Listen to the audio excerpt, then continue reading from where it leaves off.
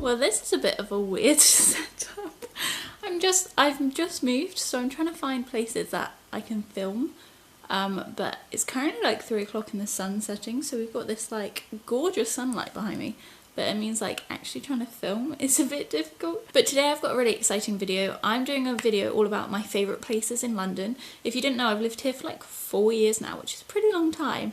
But I've got a load of like comments and DMs recently from like tourists asking me where like I would recommend in London, where some of my favourite places to go are, and what I would recommend to do like in their spare time, things like that. So I have, of course, got a very long list on my phone. As per usual, there is a hair in my eye. So yeah, I thought it'd be really cool to kind of like sit down with you today and just kind of chat through some of my favourite places in London, because as I mentioned, I've been here for quite a while and I have definitely found some good spots and made some traditions in London that I like to do a lot. So I thought I'd share those with you. So I've kind of split them down into categories, but my first category is Greenwich, just because I've probably spoken about it far too much on this channel and you're probably all sick of it, but I lived there for 3 years and I bloody love Greenwich. So my number one place in London that holds the most special place in my heart is Greenwich Park. If you haven't been to Greenwich Park, I would so recommend going. It's stunning. There's like a children's park there, there's big open green spaces, and then there's like the observatory, which is really cool, and it's got this like peak that you can climb up, and then you can see over the whole of Canary Wharf and like quite a large portion of London, which is really cool because you have like all the green in front of you, then the uni, and then all of these skyscrapers, and it's a bit weird to like get your head around, but that's really cool as well. And they also have like a deer centre, or like a reserve for deer, so you can go and like see the deers and stuff. And they have a really pretty like a flower garden. It's absolutely massive, so it does take quite a few hours, but if you're looking for somewhere to have like a cute picnic, or you want like a day out in the park, that would definitely be my number one recommendation. Then also in Greenwich is Greenwich Market. I love Greenwich Market, but I am a little sick of it just because I've been there so many times, and they are often the same vendors, which is really great because you get to know some of them and like the things you like and the things that you think are really cool, so you can go and like see what's new and what they've got that hasn't been there before. But yeah, I've just been there quite a lot, but if you haven't been, I would definitely recommend it going. It's really cute, there's a lot of food, and then there's some really like cool arty stuff. There's clothes, and around Greenwich Market are like little stalls, a kind of like Camden Market, I guess, in the sense like you have the market bit in the middle and then stores that are like permanent around the outside, and there are some really cute shops. There's like a sweet shop and a vintage shop and things like that, so it's a really good little spot. But if you are going to Greenwich Park or anything like that, or just in the area, I definitely recommend going and checking out Greenwich Market. I think it's open every day, but their main days are obviously Saturday and Sunday. Then crossing over categories, I've then got markets, because if you know me, you know I love a bloody good market. There's just something about it, like finding little like cute small shops, like independent shops, and seeing what they're creating and just being like a bit artsy and a bit fun. It's just great, and you do find some real treasures at markets. So my first market that I would recommend going to is Columbia Road Flower Market. I had only been here recently. I think I went like a few months ago in the summer, but oh my gosh, it's gorgeous. I would definitely recommend going. It's literally just a road that they close. I think it's only on Sundays. And they close the road, and there's just flowers everywhere and plants, and oh, if you've got green fingers, you will love it. It's so good. I actually bought some cactus from there, and I also bought some like cool like wooden utensils for my kitchen from like a little shop, because like I said, it's just a street, so they just close off the street, but they have some really cool shops down there, because the shops still stay open. Quite a lot of them actually sell plant pots, so you can get the full kit whilst you're there, but that's really good fun. It's definitely good for Instagram photos as well, if that's something that you're looking for whilst you're in London to get those Instagram shots. Columbia Road Flower Market is a great place, and they also have some like live bands and things, not like set up, but like just like street performers, I guess, but they're pretty cool too. I've then got Camden Market. Now Camden Market is like renowned, I'm sure everyone already knows about it, and it's probably on every like list to do in London ever, but it's there for a reason. It's really good fun. It's quite large, like it's pretty expansive, so I would definitely set aside a few hours to go through it. Again, it's just little stalls, like jewellery, so much jewellery, some really cool like printed tops, and different kind of clothes. Camden is quite like punk, I think, I might be making that up, but the area is really cool, so again, Instagram photos are a must.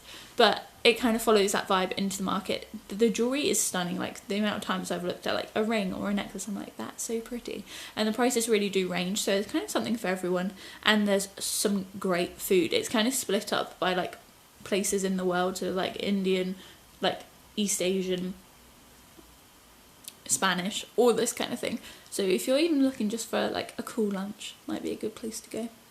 It is usually very busy though, I will say that. Then, crossing categories again, I've got shopping, which I thought was kind of like a natural progression from markets, because it's kind of just like an upscale market really, shopping, isn't it? So I've got Oxford Street and Westfield. Again, these are very popular, but Oxford Street is so much fun, and I feel like if you're only here for a weekend, I would definitely recommend going to Oxford Street. Christian's at the door, bear with me. Oh, sorry about that. Where was I? Shopping, yes. So Oxford Street is really good fun just because they kind of have like every shop you would need along one road, which is great. So you can walk literally from one end to the other. But I will say if it's raining, I would much rather go to Westfield just because it's all undercover. I honestly think Westfield is busier than Oxford Street, but it may just because you're undercover, so it feels like a bit more claustrophobic, I guess, with so many people in there. But both are very busy for a good purpose because they're great fun, and you always find a gem or a sale or anything like that. So I definitely hit up those if you want to do some shopping. Then going out for drinks in London is probably one of my favourite things to do in the evening, just because people finish work and then we can go out and like have a drink or two, which is really good fun.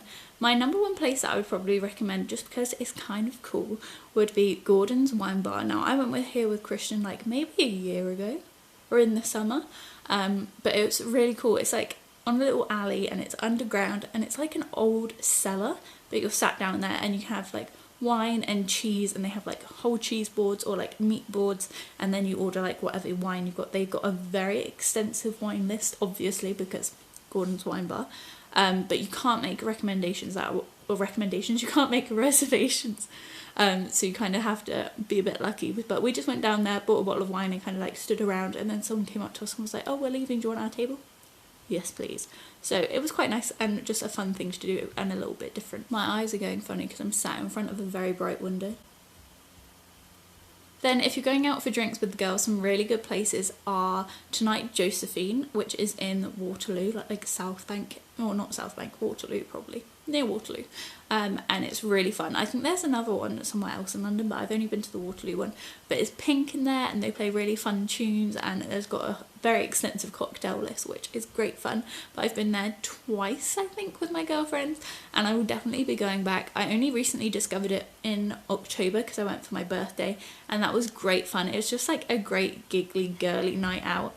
If you're going out with the lads or some of the people's boyfriends and things like that, maybe Tonight Josephine isn't the one, but it's very good for girls' drinks. The Grind is also great for girls' drinks. We went to the one in London Bridge, and I think we've been there quite a few times. Me and my friend Karen, we go out for drinks in London quite a lot, but we are restricted to like London Bridge just from where we both live. It's kind of the easiest. So we've been to the Grind maybe 2 or 3 times, but it's great fun in there. It's kind of just like your typical bar. They got like a neon light, a kind of a standard drinks list. It's nothing like too special, but it's just a nice vibe in there, and there's nothing like, I couldn't say anything bad about it, do you know what I mean? So if you're just looking for somewhere to have a drink, relax, have a bit of a chat and just hang out, that's a really good one. Then this is kind of like a recommendation from a friend, but I've been there once and it was great fun. But the Blues Kitchen, either in Camden or I think there's one in Brixton maybe, is really, really good fun. They have like live music there. Again, the drinks are pretty standard, just kind of your normal London drinks list, but it's a really good laugh. And I would say if you're going out with like people's boyfriends or like a mixed group of friends, that would definitely be my place to go. I think it's open pretty late as well, so it's really good fun. Then my last one is more of an area than like a specific bar or place. There's the South Bank in Waterloo, as you can probably tell by now. I live in the south, so I don't venture north very often, but South Bank is a really good place to go for drinks, just with mates or your parents or whatever, whoever's visiting, or whoever you're visiting with, just because there's quite a few like different bars down there, so you can kind of pick and choose, as well as like restaurants, and it's slap bang right on the river, so it's really, really pretty. And they also have a thing called Underbelly in summer, which is like a summer festival almost. There's like different shows going on, and they have like fake grass in there, but some really cute like food trucks and things like that. They kind of try and make it like a festival vibe, and there's like a big wheel in there, like kind of like a very miniature London Eye, but it's really good fun in there, and they have really good drinks, and there's like a whole bar dedicated to just cider, which I love in the summer. So that's a really good one if you are here in summer. I don't know if they're doing it again this year, but I really hope they are. The last category, finally, is activities. So I know sometimes you want to do stuff like throughout the day, something a bit different or something fun with your friends. So I've tried to like rack my brain of things to do. Like I said, usually I just kind of go to the parks or the markets because I am on a student budget, so I like to do free activities. But these are some of the things that I've done whilst in London, which I have really, really enjoyed. So the first one, which is a bit bougie, I guess, a bit more expensive, so very contradictory of just what I said, but it would be going for afternoon tea at the Oxo Tower. Me and Christian love going to afternoon tea. It's one of our favourite things to do, but it can be quite expensive. So this was actually a gift for my 21st birthday from Christian's mum, which was so lovely, or mum and dad, sorry, from his parents, which was so lovely. But it's just a really cool building. You get a great view, and it's really, really good service, like stellar 5-star kind of service, which is really good fun. So you get to like get a bit dressed up, go and have your afternoon tea, and they have a really cool afternoon tea, like not just the standard run-of-the-mill what you get in every afternoon tea. Some things were a little bit different, and I think you had like 4 different savouries and then a sweet, rather than like 3 and then a sweet. So you get a bit extra for your buck, which is cool, but would definitely recommend that. Then obviously if you're coming in winter time, you have to go to Winter Wonderland. Definitely book something. I always book like ice skating just because I think it's really good fun. But Winter Wonderland is really cool. It's kind of like markets, fun fair, and it's huge. It's in Hyde Park every year, and it goes on for like a month, or maybe even over a month. Like it's there for a very long time. So I would definitely recommend that. I think if you're just going, like entry is free, but you have to book like certain things, like different shows and ice skating and things like that need to be booked in advance. But would definitely recommend that if you're here over the winter time. Again, it can get very busy, so be kind of careful on what day you choose. Usually if you choose a day like right after payday, which is usually like the last Friday, so if you basically choose the last weekend of the month, it can get very, very busy because people have a lot of money to spend. Then obviously you've got the Natural History Museum, or just like the museums in general, like the science museums and the art museums. The Natural History Museum is probably one of my favourites just because Christian loves it so much. Like he loves anything nature, so it's always good fun when we go. So I always really enjoy that. We've only been maybe once or twice, but in my lifetime I've been quite a few more times than that.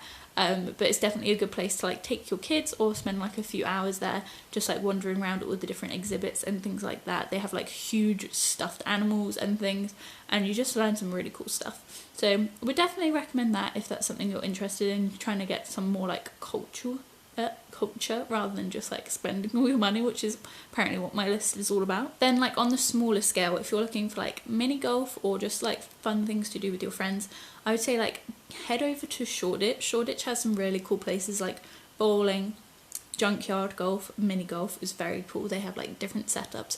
It's not the cheapest mini golf ever, but you do get like quite a lot of money in the sense like they've really done like a theme, you know, so it's pretty cool over there. But they have just a lot of cool places in Shoreditch, so I would definitely head over there if you're looking for something like that. And then the last thing I've written down is Flight Club, which is a like darts bar. So I guess this could also go in the drinking one, but it's definitely like an adult activity, but it's really good fun. You get to hire out like a darts board like area for like an hour, I think, and they like, it's basically like I don't know what the word is. It's like linked up to a TV, so you can play like, so everyone can see it basically, and then you're like, you can play online games and things between your friends, and you like take a picture of your face, and then your face comes up every time it's your go. It's very like interactive and like good fun. So I've also got that one just because it was good fun. I've only been there once. I went for like a work do, but it was honestly such a good time. So I feel like if you're coming with a large group of friends, that could be a really good way to spend an evening and something a little bit different. But yeah, that is my list of all of my favourite places to go in London and all the things I've really enjoyed doing over the last 4 years. I'm sure the list will continue to grow, especially now I've like moved to a new area, hence the new background. But now that I've moved, I'm sure I'll find some new places that I really love going as well. And I can imagine this list will continue to grow as I continue to live here for like the next 10 years. So I could probably definitely do a part 2 at some point, but for now these are some of my favourites. If any of these resonate with you and you think they're a really good place to go, definitely comment them down below, or if you think of anywhere that you would recommend, comment those down below for other people who are visiting London very soon. I really hope you have enjoyed this video and found it useful. If you have, please hit thumbs up and subscribe down below because I post 2 videos a week. So hopefully I'll see you very soon.